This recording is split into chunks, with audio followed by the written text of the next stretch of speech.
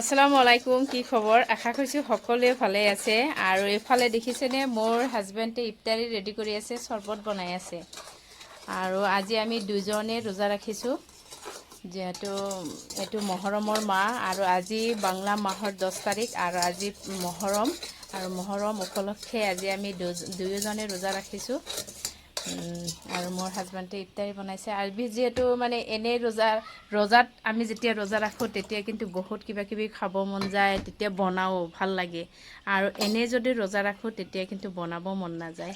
তথাপিও মই ৰুটি বনাইছোঁ, আপোনালোকক দেখুৱাই আছোঁ। এয়া সেৱাই বনাইছোঁ, ৰুটি বনাইছোঁ আৰু আম আছে, কল আছে, খেজুৰ আছে, যিহেতু আমাৰ খেজুৰ হ'লেই হৈ যায় ইফতাৰী।